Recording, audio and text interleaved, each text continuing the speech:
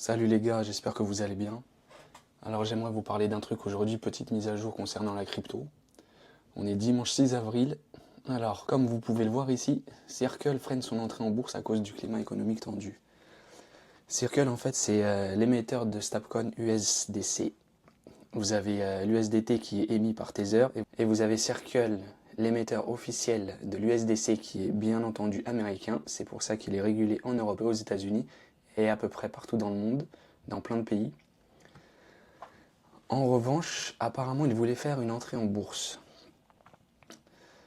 Et ils vont retarder leur projet d'IPO par rapport à l'incertitude macroéconomique actuelle. Et ils sont enregistrés auprès de la SEC, nanana. Et ça, c'est important de savoir ça. Parce que Circle qui rentre en bourse, ça va devenir très intéressant cette histoire.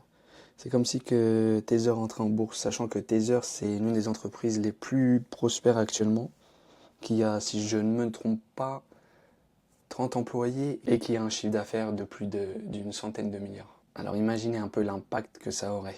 Circle prévoit de vendre ses actions sous le symbole, non, ok. Les politiques commerciales protectionnistes de Trump ébranlent le marché, oui, ça on est au courant. Circle, c'est à surveiller les gars. On fera bien entendu, je ferai une mise à jour sur ce qui va se passer dans le futur avec eux. Mais quand même, ils ont généré 1,670 milliard de dollars de revenus en 2024, soit une hausse de 16% par rapport à l'année précédente. Comment ils gagnent leur argent? C'est simple. Dès lors que vous faites une conversion, par exemple BTC-USDC, il y a un petit peu de fees, ils prennent leur part et voilà. Aussi simple que ça. Pareil sur les exchanges, c'est la même chose. Donc je voulais vous parler de ça aujourd'hui parce que c'est quand même une news importante. On va pas la faire passer sous la trappe, hein. Donc voilà. Alors je voulais vous parler d'autre chose aussi. Concernant une petite mise à jour du BTC, hein, on est toujours dans le drapeau bearish comme je l'ai dit la dernière fois. Ici encore une fois, on ne le voit pas. Mais ici on peut le voir. Vous voyez bien, on est à 82 799. On verra bien demain l'ouverture de Wall Street à 15h30. Ce que fera le BTC, s'il va suivre le Nasdaq ou pas. Mais je pense pas, il va continuer à se maintenir dans ce range. On peut continuer comme ça, on va aller jusqu'à là. Hein. Jusqu'à la résistance qui est ici. Et après, peut-être qu'on descendra encore une fois. On va aller jusqu'à la résistance qui est ici, 84 400. Ou soit on va descendre maintenant, et ici il y aura un support à 71 70. De toute façon, c'est soit ça, soit ça. Mais on a plus de chances de rejoindre la résistance qui est ici, et ensuite descendre, que de traverser cette résistance et continuer la hausse actuellement. Surtout avec tout ce qui se passe en ce moment, c'est peu probable. Moi je pense qu'on va faire ça. Qu'on peut aller jusqu'à la résistance, blocage, correction encore une fois, jusqu'ici, 70, 71. On va voir. Hein. Dans tous les cas, ici, on attend toujours. Regardez pas ça. Hein. 1, 2, 3, 4, 5, non. Ça sert à rien de regarder la date ni les tarifs. Hein. J'ai mis ça comme ça, sauf la première, bien sûr. Si on sort d'ici déjà et la correction elle est terminée, on partira sur une target, comme je l'ai dit dans les vidéos précédentes, de 128 000 et quelques. Correction, on repart. Pour l'instant, on est toujours dans le range et on est dans un range baissier. Donc, wait and see. Et je voulais vous parler aussi Ah oui, pour les gens qui desserrent, très important. On va faire une simulation. Exemple les gars, on va dire que vous mettez 10 $ par jour. On prend le minimum.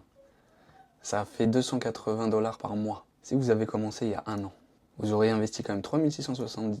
Vous auriez investi 3660 $ et actuellement vous serez à 4165, ce qui nous fait quand même 13% de retour sur investissement. Intéressant, c'est pas à négliger. Hein.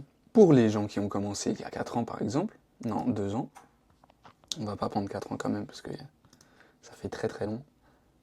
Pour les gens qui ont commencé il y a 2 ans, regardez bien. 7320 investis, actuellement 13 149, 79% de retour sur investissement.